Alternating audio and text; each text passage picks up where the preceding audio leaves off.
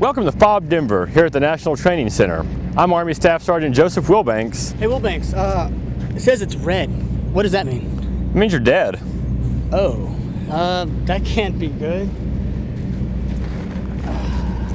And this is Army Staff Sergeant Jason Ragucci, and this is your Ready First report. Don't worry about it, guy. I'll go get a medic.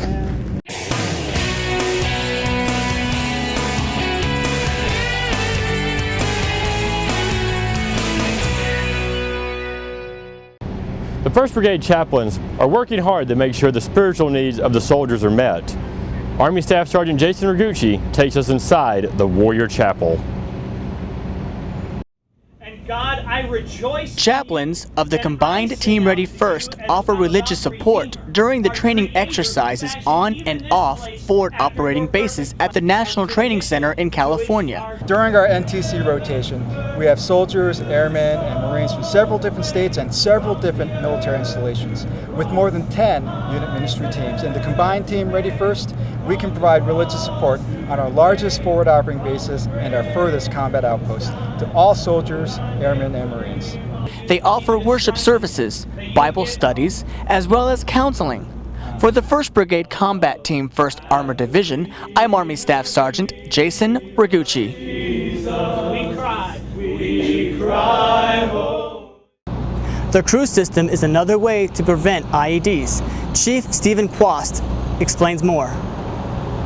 Welcome from the NTC. My name is CW2 Steven Quast. I am the Brigade's Electronic Warfare Officer. Today we've got the Duke sitting in the back of this truck here. Many of our soldiers are used to seeing these systems. What the NTC does for us here is to replicate, for the most part, what they'll see downrange. Now, crew is really an umbrella for a family of systems comprised of many different types in order to give our soldiers the protection against RC-IEDs. This family has evolved over the course of the war from OAF all the way up to present day. It started off with many systems that were large and bulky and were effective. However, in order to miniaturize the trunk space that we needed for gear and other such things, these systems have been evolved over time to where they are today. Now, as part of my duties as the Brigade Electronic Warfare Officer, it is my position to manage this program. However, the operators, they're the ones that are really the ones that are getting protected by this system. So the control box for it is, we've placed it inside of the TC side here, and he's ultimately responsible for turning it on and ensuring its operation. The TC is really the ones that we like to instruct along with the driver so that every single soldier in the vehicle knows what the system is and what it's doing. During the installation of these systems here at the NTC, we also placed a crew smart card in every single vehicle so that the soldiers can pick it up and read it as needed and know what these systems can and can't do, and if they have any issues with it, they know where to go and who to talk to or fix the problem. So the training that is going to be offered with these systems is going to be near real.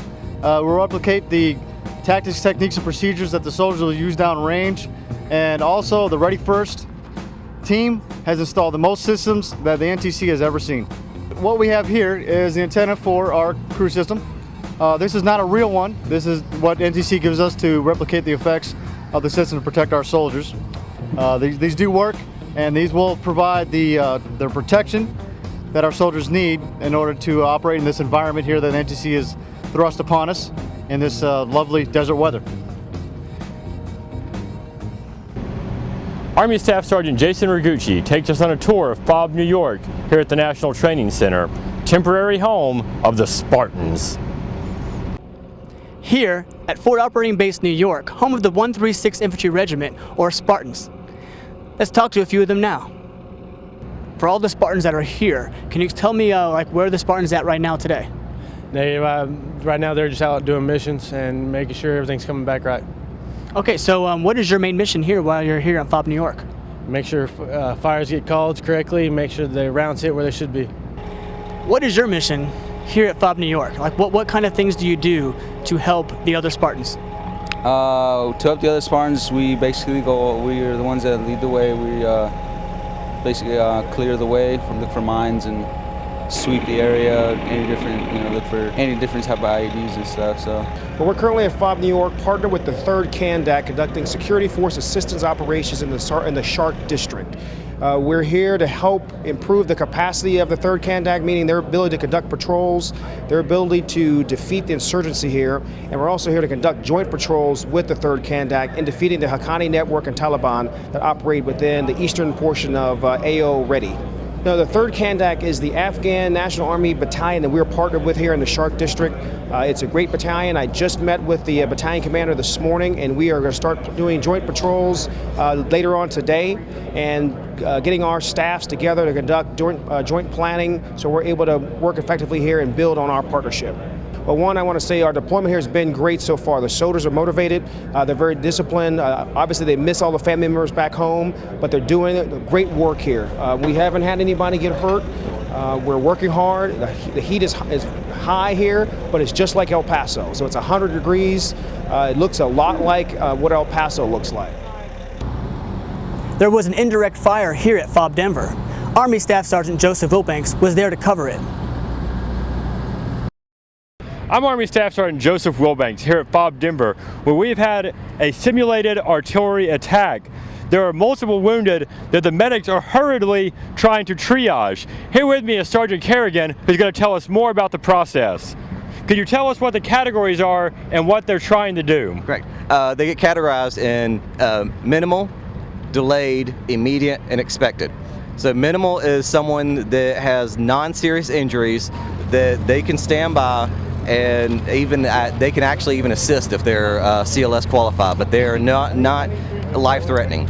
You have delayed. Delayed is actually a follow-on after immediate. Immediate is someone that needs immediate care right then. They can be saved, they can be taken care of, then they can go into the delayed status, which means that they're stabilized, they're sitting down, they're okay right now, and they're just waiting to be able to move into patient care or released. And then unfortunately there's expectant. Expectant is someone that they do not believe that can possibly survive their wounds. Everything is about dignity, reverence, respect. We want to make sure that the remains are taken care of and taken back to their family in timely and proper manner, and we want to take care of everything about them.